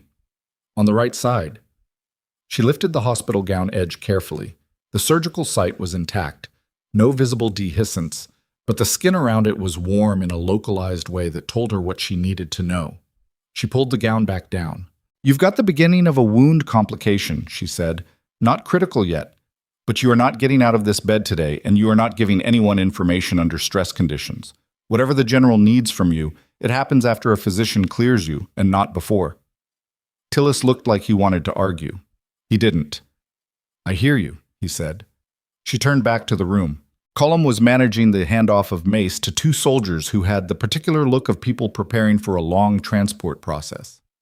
Vark was on a phone call in the corner, voice low and clipped. The security agent, who had been outside the room, the woman on the floor, had been moved to the corridor where someone was applying pressure to her side with the controlled focus of a person doing the right thing under bad conditions. Nora went to the corridor. "Entrance wound or exit?" she said, crouching beside the agent. "Entry left side, no exit," the man applying pressure said. He was one of Cullum's soldiers, and he had basic trauma training that was visible in his technique. Not perfect, but correct in the ways that mattered. "You're doing it right. Keep the pressure consistent." She looked at the agent's face, conscious, pale, breathing fast but not in the ineffective way. "What's your name?" "Simone," the agent said. "Simone, I need you to stay as still as you can. We're going to get you down to the surgical team in the next few minutes. The pain is going to feel worse when the adrenaline drops. That's normal. It doesn't mean something new is wrong." Simone nodded tightly. Nora stood and found the nearest communication point. She called the ER directly, got Pollard, gave him Simone's status in 60 words, and had a trauma team coming up in 3 minutes. She did this because it was her job. Because Simone was a person in her building who was hurt, and the question of whose job it technically was had never been something she spent time on. The next 2 hours were the administrative aftermath of violence, which was its own particular kind of exhausting. Not physically, but in the way sustained attention on many things simultaneously depletes the part of the brain that performs sustained attention on many things simultaneously. The 3 men from the ER were in federal custody pending transfer to a facility that Vark declined to name. The security footage from the 4th floor had been secured by military intelligence personnel, who arrived via a 3rd helicopter at 11:15 and proceeded to work through the building with the systematic thoroughness of people on a deadline. Simone went to surgery. The bullet had clipped the edge of her liver, which was serious but survivable with the right intervention, and the surgical team Harwick had was adequate for it. Mace was being held in a secure room on the 2nd floor under guard while transfer arrangements were coordinated. Vark had been in that room for 40 minutes. Nora did not know what was being said in that room and did not ask. What she did was return to the emergency department and help Pollard close out the mass casualty protocol documentation, because the documentation had to be done correctly for legal, insurance, and accreditation purposes, and Pollard was a good resident who had handled the morning well and who deserved not to spend the next 4 hours doing paperwork alone. She was on page 7 of the incident report when Farrow appeared. He stood at the edge of the charge desk for a moment without saying anything, which was unusual enough that she looked up. He looked like a man who had spent 2 hours running a cost-benefit analysis on something he hadn't expected to encounter. "The patient in Bay 3, he said. "The civilian from the convoy. He's stable." "I know. Pollard updated me at 11. The left-hand thing, on the construction worker this morning." He stopped, started again. "You caught that before I had the chart." She waited. "I'm not going to—" He stopped again. He was not a man built for this kind of sentence. "You've been here 2 years, and I don't know your background." "That's because I didn't tell you." He absorbed that. "The military, the people upstairs, that's yours." It was. Is it still? She thought about that more seriously than the question probably warranted. "I don't know yet." He nodded, which was not the dismissal nod he used when he was ending conversations he found inconvenient. It was something more like acknowledgement. Coming from Farrow, that was the distance between 0 and something measurable. He walked back toward the attending room. She returned to page 7. Vark found her at 1:15. She had moved from the incident report to the task of updating the military patient's charts, which needed to reflect the morning's events in a way that was medically accurate without incorporating classified details, a documentation exercise that required more precision than it probably looked like from the outside. Mace isn't talking, Vark said. She sat down without being invited, which Nora had stopped noting because Vark did everything without waiting to be invited, and it was more efficient to accept it as her operating mode. Not about the phone trigger, not about the network, not about the contractors. His lawyer arrived 20 minutes ago. How fast did the lawyer arrive? 48 minutes from the arrest? That's a retained lawyer on standby, Nora said. He came here expecting to be arrested, or expecting the possibility. What's in the phone? We've got a technical team working the lock. It'll take time. Vark folded her hands on the desk edge. Tillis's documentation is the cleaner path. He's being assessed by the surgical team now. If his condition allows, give him tonight, Nora said. Don't push him for the key tonight.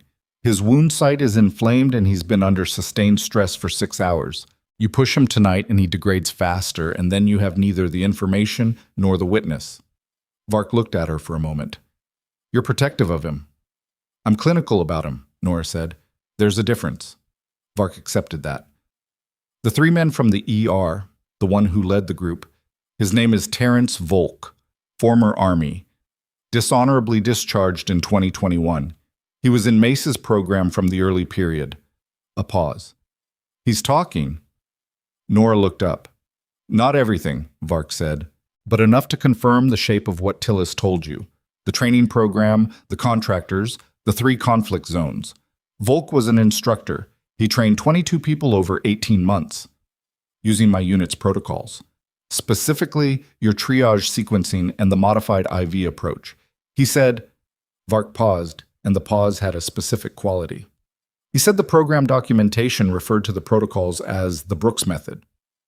The room was quiet for a moment. Nora had not expected that.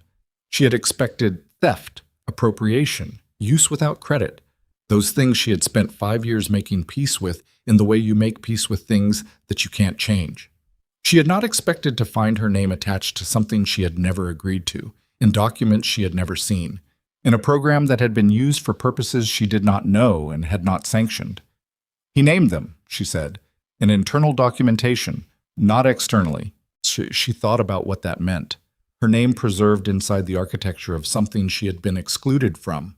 Her work used and labeled and built upon, while her official record said she had compromised the mission that produced it.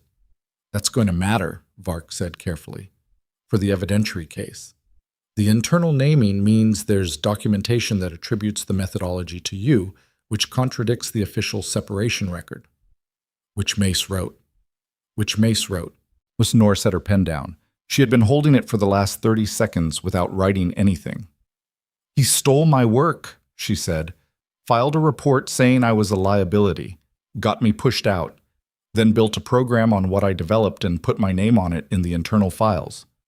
She looked at the wall behind the desk, which had a whiteboard with the day's patient board on it, so that if anyone ever looked internally, there was a record proving he had access to my protocols through legitimate means. He was pre-building his defense, Vark said, or he was covering ownership questions if the program ever became valuable enough to be claimed. Vark nodded slowly.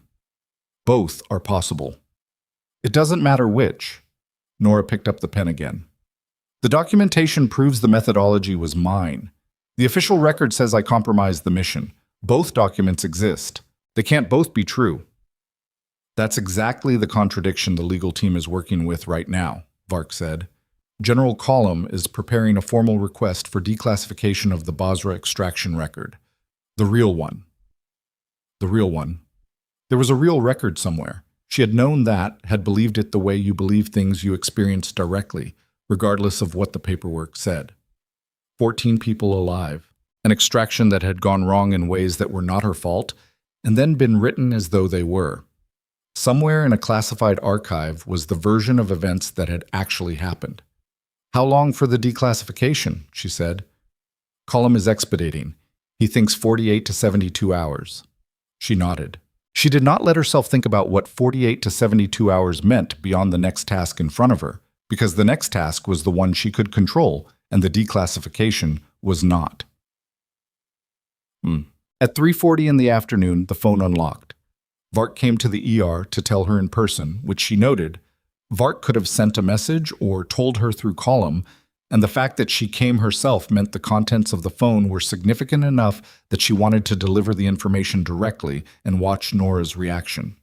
"It's a remote trigger," Vark said, "for a secondary device.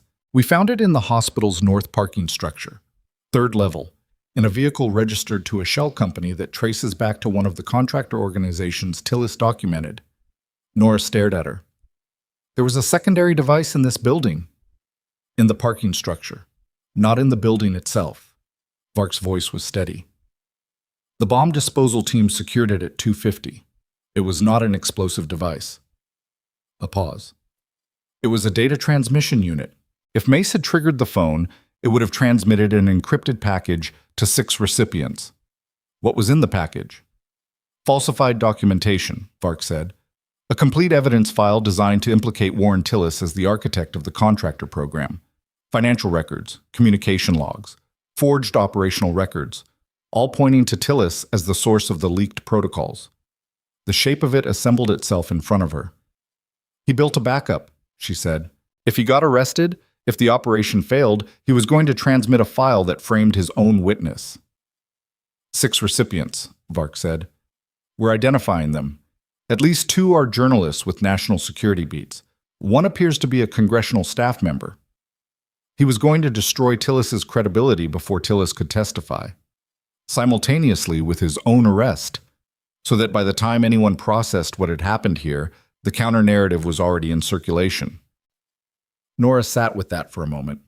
The operational intelligence of it was not something she could avoid recognizing. The preparation, the contingency architecture, the understanding of how information moved through public channels, and how a single well-placed document package could contaminate a prosecution before it fully formed. "Does this help the case?" she said.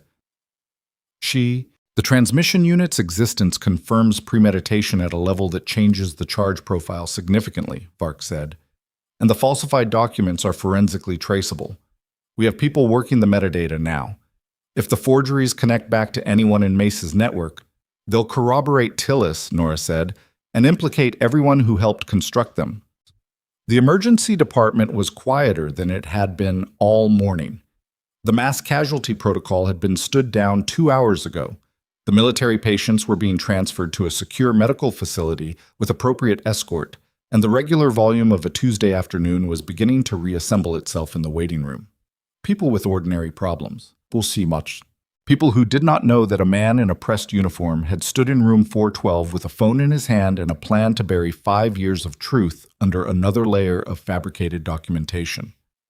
"I need to speak to Colum," Nora said. Colum was in the second-floor conference room. Not the one from this morning, but a larger one that had been effectively converted into a coordination space with 2 laptops, 4 people from the military intelligence team, and a communication setup that had appeared between 10 and noon in a way Nora had not tracked. He looked at her when she came in, and the intelligence people gave them enough space without being asked. "The real extraction record," she said. "You said 48 to 72 hours. That's accurate. Who has to sign the declassification?" "Currently, 2 people above my pay grade. Both have been contacted." He looked at her steadily. "I want to be clear about something. The request went up this morning before we knew about the phone, before Volk started talking, before any of the afternoon's developments. I filed it the moment I walked into this building." She absorbed that. "Why?" "Because we should have filed it 5 years ago." His voice was even and did not perform contrition. It simply stated a fact and stood behind it. "The record that exists is wrong. I didn't write it. I wasn't in the command chain that approved it, but I had access to the supplemental reports, the ones that didn't make it into the official file. And I should have pushed harder on the discrepancy." "You didn't." "No, I didn't." He held her gaze. "That's why I'm here personally, Captain. Not for the investigation, for this." She looked at him for a long moment. The afternoon light through the conference room windows was flat and institutional, and she was aware of how tired she was. Not the tired of physical exertion, but the specific fatigue of a day that had required her to be too many things at once for too many hours. "The 14 people from the extraction," she said. "We've been in contact with 11 of them. The other 3 are in locations that complicated the outreach. All 11 confirmed accounts consistent with the supplemental reports. They were never asked before. No. In 5 years, no one asked the people who were there. Cullum's jaw set. That is correct. She nodded once, slowly, and did not say what she thought about that, because saying it would take more energy than she had available and would not change anything that had already happened. When the declassification comes through, she said, I want it to go to the hospital director here, not just to the military record system. I want the people in this building to see it. Cullum looked at her carefully. That's unusual? I know. The typical process would be, but I know what the typical process is, she said. I'm telling you what I want. This hospital's administration attempted to remove me from my position at 9 this morning based on the premise that my presence was disruptive to operations. I would like the document that explains who I am and what I did to be available to the institution that employs me. A long pause. I'll make that happen, he said.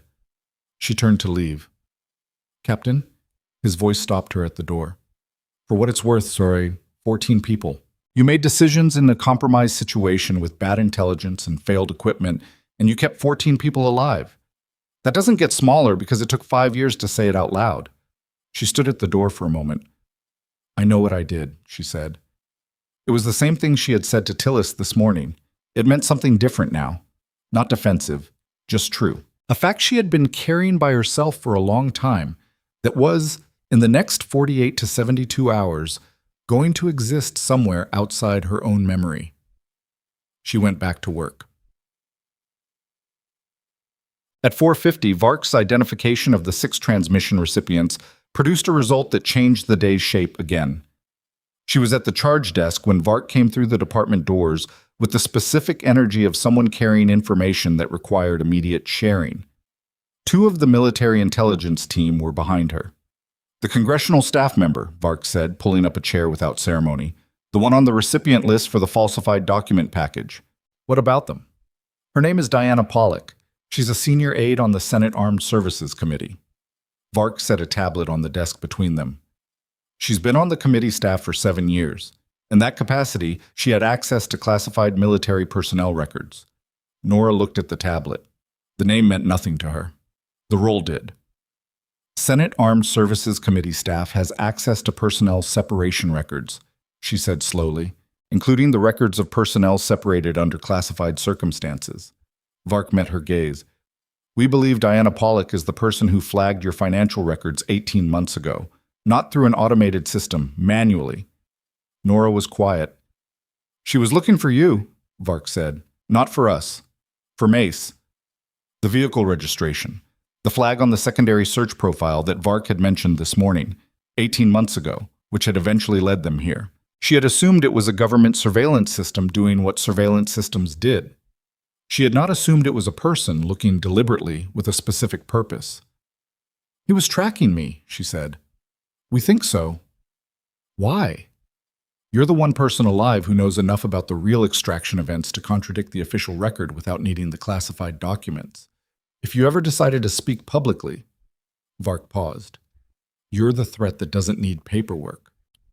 Nora absorbed that slowly. 5 years of careful distance. 5 years of a small, functional life in a city that didn't invite scrutiny. She had thought she was building safety. She had been, without knowing it, being monitored by the man who had destroyed her career for exactly the reason she was dangerous to him. Is Pollock in custody? She said. As of 4:32. What does she know about the network? We're working that now. Her access to personnel records means she may have been used for other searches, other people Mace was monitoring or needed to locate. VARC closed the tablet. This gets larger the further in we get. It usually does, Nora said. She turned back to the charge board. The afternoon's patient list was building normally now. Chest pain in room 2, a pediatric asthma case in the treatment area, an elderly woman in room 4 who had come in for a fall and needed more careful assessment than the triage note suggested. Regular medicine, the kind she had been doing for 2 years while being monitored by a man she had tried to forget. She pulled the chart for the elderly woman and started reading, Delia appeared beside her with the particular expression she used when she had something to say and wasn't sure whether the timing was right. "The hospital director was up here," Delia said. "Halverson, about an hour ago." "I know, he spoke to General Colum." "He looked," Delia searched for the word, "uncomfortable." "He probably is." "He asked me if you were okay." Nora looked at her.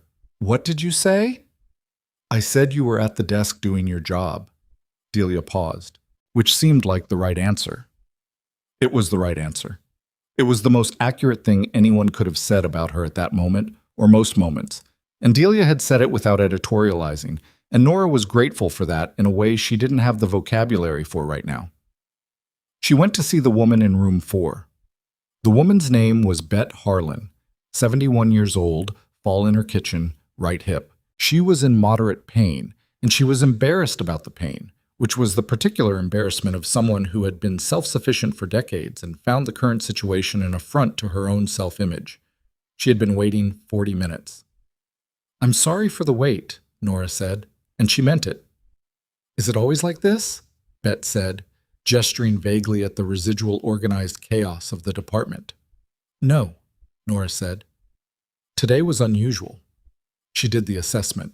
The hip needed imaging. The presentation was consistent with a fracture. She ordered the X-ray and came back to explain what they were looking for and what the next steps would be. And she did this with the same attention she would have given Bet on a quiet Tuesday with no military personnel in the building, because Bet Harlan's hip hurt and she was embarrassed and she had come to a hospital because she needed help, and that was the whole of the job. She was finishing the imaging order when Pollard appeared in the doorway. His expression was the expression of someone who had been doing a competent job all day and had just encountered something that exceeded his current frame of reference. "Nora," he said, "there's something you need to see." She stepped out of the room. He handed her his tablet, which was showing the hospital's internal communication system, specifically an all-staff message sent from the director's office at 5:03. She read it. It was a brief message, 4 sentences, informing all Harwick Memorial staff that the Department of Defense in the office of Lieutenant General Arthur Colm had transmitted a formal communication to the hospital administration regarding the morning's events, and that a full briefing for department heads would be held tomorrow at 8 a.m., and that nursing staff would receive a separate communication from the CNO's office. The 4th sentence said, "We ask for patience and professionalism as we process today's extraordinary circumstances, and extend our deepest appreciation to our emergency department staff for their performance under conditions that were unprecedented." It was the most carefully worded 4 sentences she had read in a long time. Halverson had been a hospital administrator for 20 years, and he knew how to say a great deal by saying almost nothing. "What does that mean?" Pollard said. "It means they know," she said. "They don't have the full picture yet, but they know enough to know they were wrong this morning." "Wrong about what?" She handed the tablet back. "Get the Harlan imaging ordered and make sure someone checks on Tillis before the evening shift." "Nora." She stopped. Pollard was 28 or 29 years old, and he was going to be a good physician, and he had been watching her work all day with the attention of someone learning something he hadn't expected to be learning. "Who are you?" he said. Not unkindly, genuinely. She thought about that for a moment. "A charge nurse at Harwick Memorial," she said. "Go check on Tillis." She was back at the desk 3 minutes later when Vark appeared for the 3rd time that afternoon, and this time Colum was with her. And Colum's expression was the expression of a man who had just received information that he had been both expecting and dreading. "The declassification," Nora said. "It came through," he said, 6 hours ahead of schedule. She looked at him. "The 2 signatures above me." He paused. "One of them had been waiting for this request for 3 years. He told me he'd been looking for the right channel." A pause. "He was on the extraction. He was one of the 14. The room went very quiet around her. "He made it out because of you," Colum said, "and he's been sitting on a 2 stars authority for 3 years waiting for someone to ask him to sign something." She did not say anything. "The record has been transmitted to the hospital director," Colum continued, "per your request. It's also been transmitted to the Army Personnel Office, the Separation Record System, and, at the recommendation of the 2 star, to the Office of the Judge Advocate General." The JAG office, she said. Mace's legal situation just became significantly more complicated, Vark said. The declassified record contradicts his extraction report. The extraction report is the document he filed to justify your separation. If the extraction report is demonstrated to be falsified, then my separation was based on a fraudulent document, Nora said. Which makes it legally void, Vark said. Which means your military record never actually contained what it says it contains. She stood very still. There's something else, Cullum said. His voice had changed register slightly. Not softer, but more deliberate. In the declassified record, page 11, he held out a printed copy. I want you to read it yourself. She took the document. Page 11 was a supplemental field report dated 6 years ago, 1 month before the extraction, not after it. The report had been filed by the unit's second-in-command, not by Mace, and it had been classified immediately upon filing at a level that had kept it out of every subsequent official review. It was a field assessment of the extraction team's medical protocols, written before the extraction had occurred, recommending formal adoption of the modified triage sequencing developed by the unit's senior combat medic. It named her. Not the unit's medical personnel. Not a reference number. Her name, her rank, a 3-paragraph description of the specific procedural innovations she had developed and the rationale for recommending them to higher command. It was dated before any of this had happened. It was proof, not of the extraction, not of her conduct under fire, but of something more precise and more damaging to Mace's architecture of lies, that her work had been formally recognized inside the system before he had the opportunity to erase her from it. He hadn't just stolen her protocols and put her name on them in internal documents as a legal hedge. He had known, from the beginning, that what she had developed was valuable enough to be worth taking. She set the document down on the desk. He planned it before, she said, before the extraction. He was already positioning. That's the legal team's red, Vark said.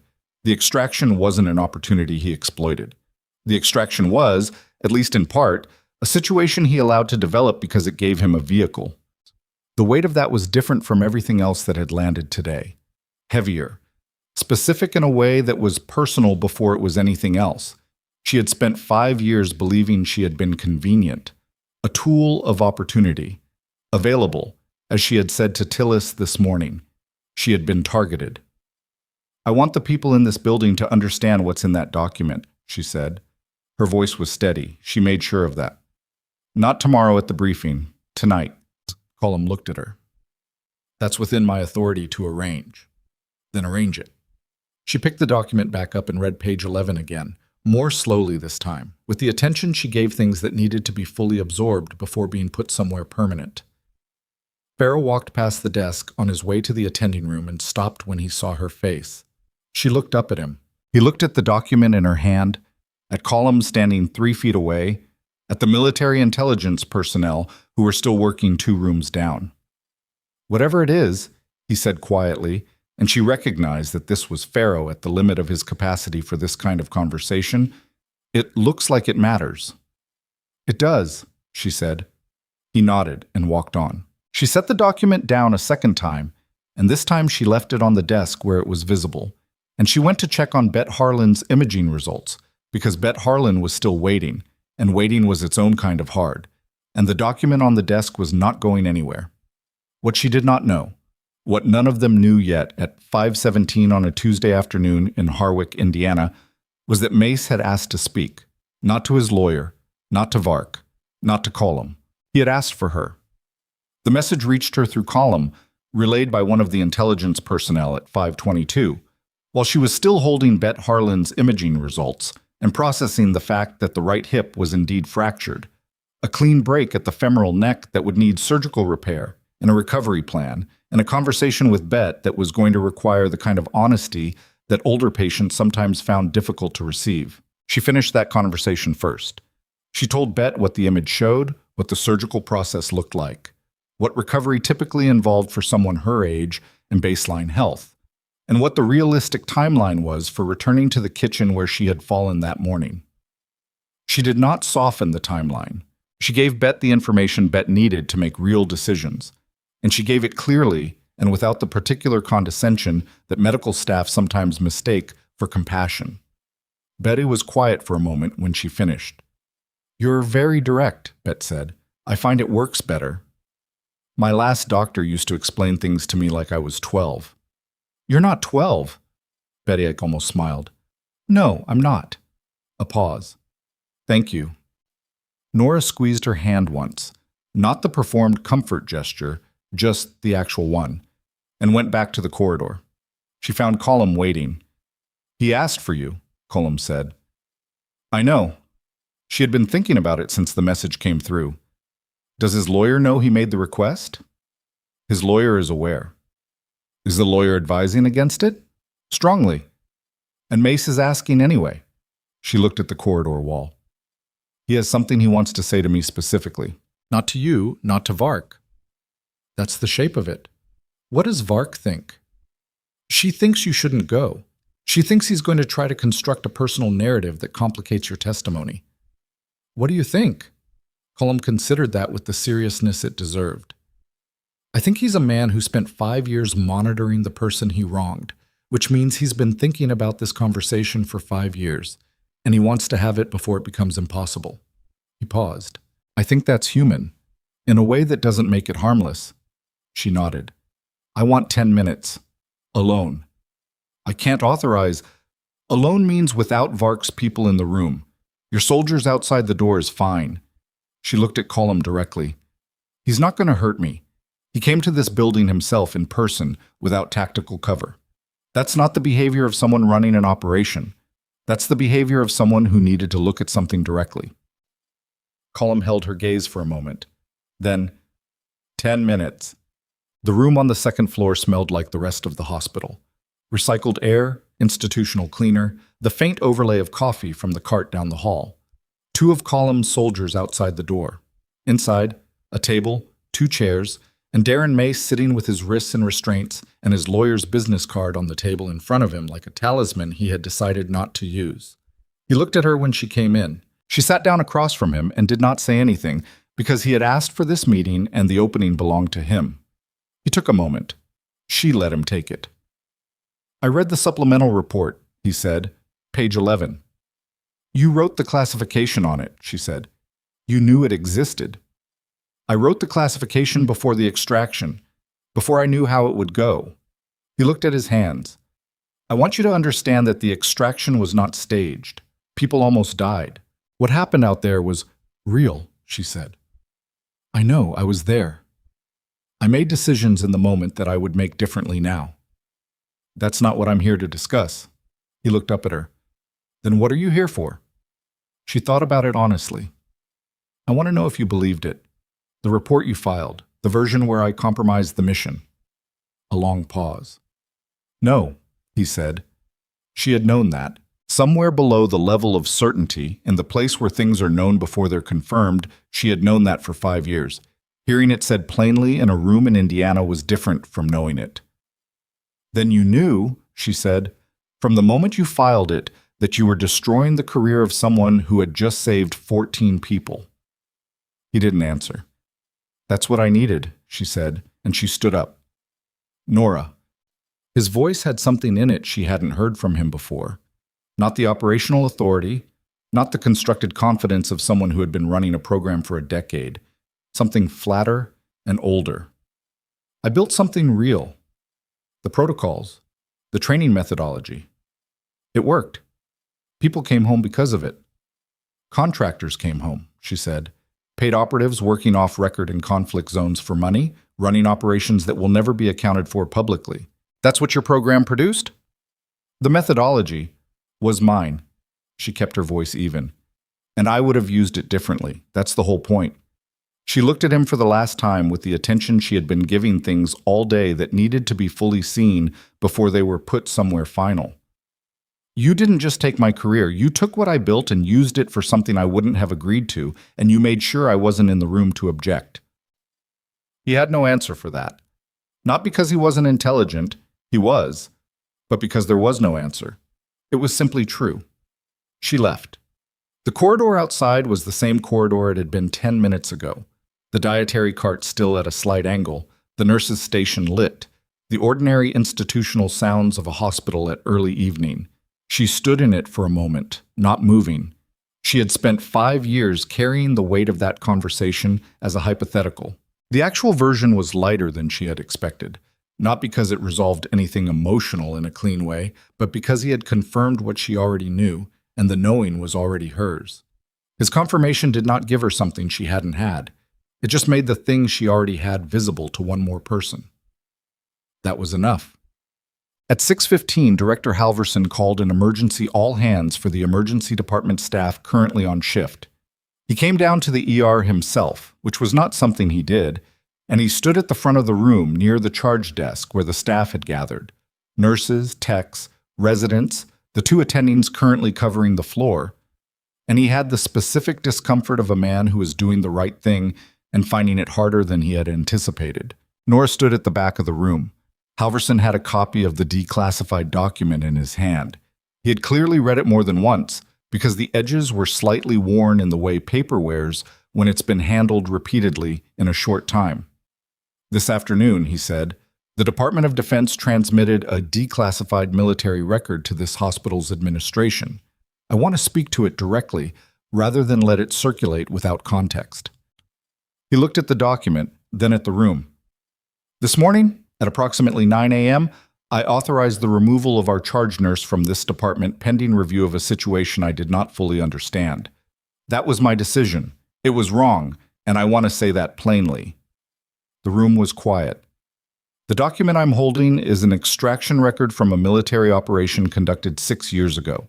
It pertains directly to Nora Voss, who has been employed at this hospital for 2 years. He paused. The record establishes that she served as a senior combat medic, that she developed the medical protocols referenced in this morning's investigation, and that her actions during a military extraction in 2020 directly resulted in the survival of 14 personnel. He looked up. The official separation record that has been on file for 5 years has been voided by the Judge Advocate General's office as of this afternoon on the basis of fraudulent documentation.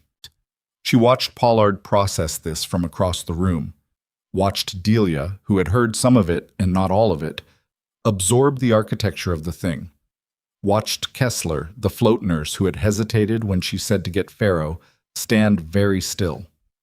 Farrow was in the room. He was standing near the medication cart again, the same place he had been this morning when everything broke open, and he was looking at her with an expression she could not fully categorize. Not shame, exactly. Something in the vicinity of it, with enough self-awareness to not perform better than it was. I would like to apologize to Nora formally and in front of this staff, Halverson continued, for the manner in which this hospital's administration handled this morning's situation, and I would like the record to reflect that the performance of our emergency department team under conditions that were genuinely unprecedented was exceptional. He looked at her directly. She did not look away. Thank you, he said, and it came out more simply than the formal language preceding it, which made it more real. The room held its breath for a moment. Then Delia started clapping, which was not a thing Delia typically did and which therefore carried weight precisely because of that. Nora did not cry. She had not cried today, not when the dog ran to her, not when Colum said her name, not when she read page 11. The emotion was present. She was not pretending it wasn't, but it was beneath the surface in the place where she kept things that she could not afford to process in real time, and it would come out later, probably at an inconvenient moment, probably alone, which was how these things usually went for her. She nodded at Halverson. That was all. It was enough. Massam. Mace was transferred to federal custody at 7:40 that evening. He was walked out through the main entrance, not a side door, not a service exit. The main entrance, with its glass doors and its parking lot visibility, and the half-dozen staff members who happened to be near the entrance at the end of their shifts. Terrence Volk and the 2 men from the ER had been transferred 2 hours earlier. Diana Pollock, the Senate committee aide, was being processed at a federal facility in a different city. The network that Tillis had documented, 11 months of financial transactions, 22 trained contractors, operations in 3 conflict zones, was in the hands of people whose job it was to unpack it methodically, and they would. Nora watched the transfer from the charge desk through the window that faced the main entrance. She did not go outside. She did not need to see it from close range. The distance was sufficient. Mace did not look toward the window. She hadn't expected him to. What she thought, watching the vehicle pull away, was not about him specifically. It was about the architecture of what he had built, the layers of documentation, the preemptive naming, the transmission device and the parking structure, the Senate aide positioned to flag a vehicle registration. The amount of infrastructure required to keep one wrong thing in place. That was what sustained injustice actually looked like. Not a single bad decision, but the compounding maintenance of it, the ongoing cost of keeping a lie operational. He had spent more energy preserving the version of events that served him than it would have cost to simply tell the truth. She had spent 5 years building a small life in a city that didn't invite scrutiny, thinking she was protecting herself. She had been. But she had also been, without knowing it, a pressure the system had been working to contain. That pressure was no longer being contained. At 8:50, she went upstairs to see Tillis. He was better. The wound complication had been managed, his pain was down to a 4, and a physician had cleared him for limited conversation earlier that evening. He was sitting up slightly when she came in, which was a meaningful improvement from the afternoon. "How's the floor?" he said. "Quieter. I heard about Halverson. News travels in hospitals." He was quiet for a moment. "The key," he said. 12 digits. I gave it to Vark 2 hours ago." "Good." "She cried," he said, when she read the financial network documentation. Just for a second. She covered it fast, but he looked at the window. "I've been in intelligence work for 18 years. I have never seen Lena Vark cry. The network is big. It's very big." He looked back at her. "It's going to take 2 years to process everything in those files. Maybe longer." He paused. "But it's there, all of it. It's there." She sat in the chair by the window. The south courtyard below was empty now. The visitor who had stood in it for 8 minutes was in federal custody, the helicopters had departed, the building was returning to itself. "The analysts before me," Tillis said, "the 3 who got close and didn't end up in a hospital room." His voice was careful. "I think about them. I don't want to not think about them." "No," she said. "Does it get easier? Carrying that?" She thought about 14 people, about the weight of them, not as a burden, but as a presence. Something she had carried not because she had to, but because it was right to carry the things that mattered. "It doesn't get lighter," she said. "You just get more accurate about what it is. It's not guilt, it's responsibility. The difference matters." He nodded slowly. "Yeah." "Sleep," she said. "You have a long few months ahead of you." "So do you," he said.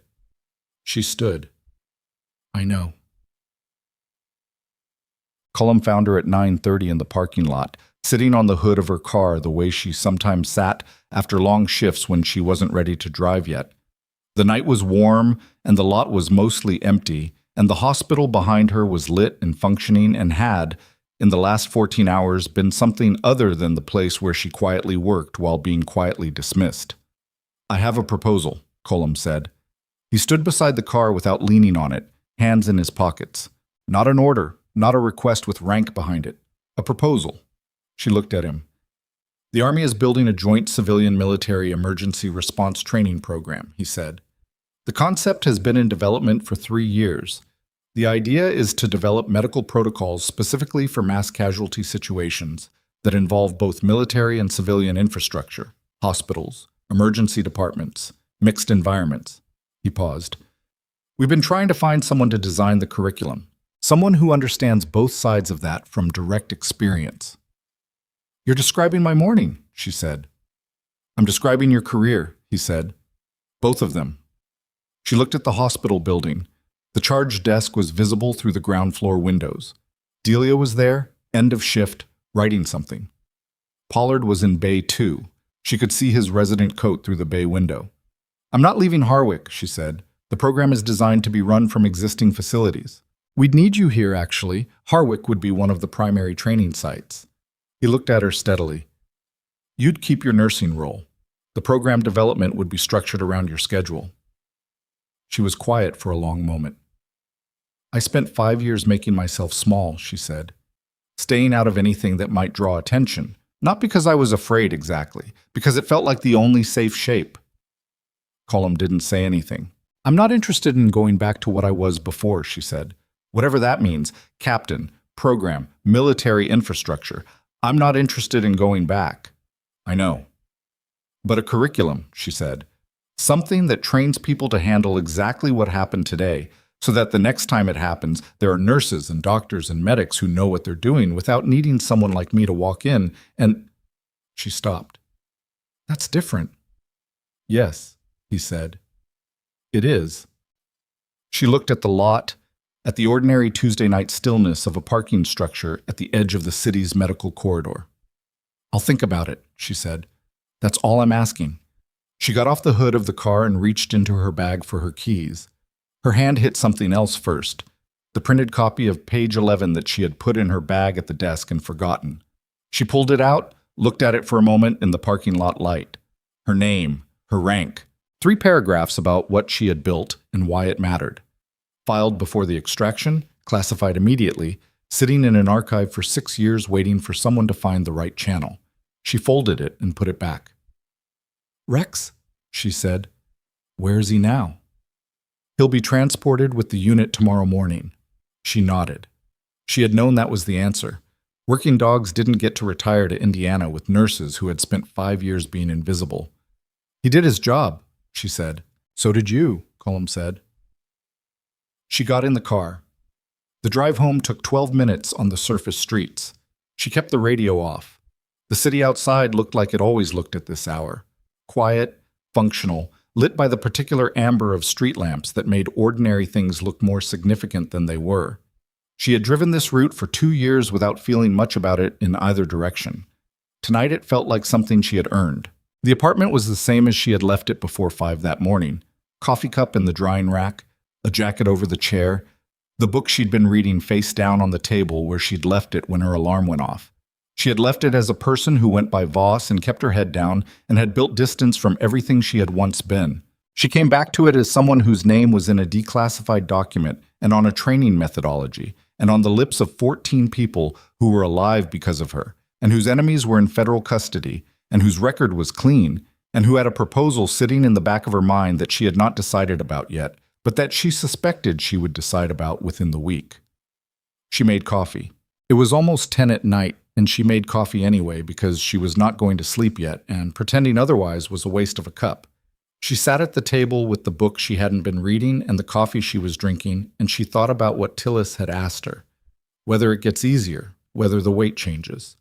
She thought about the woman in room 4 with the fractured hip, who had said you're very direct, and had received honesty in return, and had been grateful for it. She thought about Pollard on the floor beside Bay 2, dropping without hesitation when she sat down, which meant he trusted her judgment in an emergency without knowing why he should. She thought about Delia, who had said the right true thing to the director and not dressed it up. She thought about Rex running across the floor and sitting at her feet. The people who had tried to make her small had spent considerable resources on it. They had classified documents and trained operatives and Senate aides and dead man switches. And here she was at her kitchen table with a cup of coffee, and they were in federal custody, and the thing they had spent 5 years trying to bury was in the possession of people whose job was to make it public. That was not how the story was supposed to end for someone dismissed, pushed out, written off. That was how the story ended when someone who had been written off refused to become the version of themselves that the people who wrote them off required. She had not done it through confrontation. She had not done it through anger, though the anger was real and had been present all day in the background where she kept it controlled.